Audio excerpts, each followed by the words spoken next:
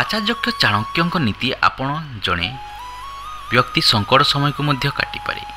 ଚାଣକ୍ୟଙ୍କ ନୀତି ବ୍ୟକ୍ତିଙ୍କୁ କିପରି ଜୀବନଯାପନ କରିବେ ତାହା କହିବା ସହିତ ଜୀବନରେ ସୁଖ ଆଣିପାରେ। ଚାଣକ୍ୟଙ୍କ ପୁସ୍ତକ ନୀତି ଶାସ୍ତ୍ର ଅନୁସାରେ ଅନେକ ଥର ସମ୍ପର୍କରେ ଥିବା ଲୋକମାନେ ଶତ୍ରୁ ଭଳି ଆଚରଣ କରିବା ଆରମ୍ଭ କରିଥାନ୍ତି। ଏଥିରେ ବ୍ୟକ୍ତିର ପତ୍ନୀ, ବାପା, ପୁଅ ବା ମା ମଧ୍ୟ ଅନ୍ତର୍ଭୁକ୍ତ। ଚାଣକ୍ୟ କହିଛନ୍ତି ଯେ ଯେଉଁ ପିତା ଋଣ ନେଇ ପରିଶୋଧ କରନ୍ତି ନାହିଁ ସେ ପୁତ୍ରର ଶତ୍ରୁ ସମାନ ହୋଇଯାଆନ୍ତି।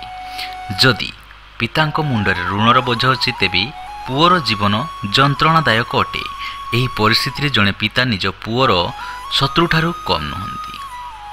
ଏହି ସମ୍ପର୍କରେ ମା ଏବଂ ପିଲାଙ୍କ ସମ୍ପର୍କ ଅତ୍ୟନ୍ତ ପବିତ୍ର ବୋଲି ବିବେଚନା କରାଯାଏ। କିନ୍ତୁ ଯଦି ମା ନିଜ ପିଲାମାନଙ୍କୁ ସମାନ ବ୍ୟବହାର କରନ୍ତି ନାହିଁ ତେବେ ସେ ସମାନ ଶତ୍ରୁ ଅଟନ୍ତି। ଏହା ବ୍ୟତୀତ ଯଦି ସ୍ୱାମୀ ବ୍ୟତୀତ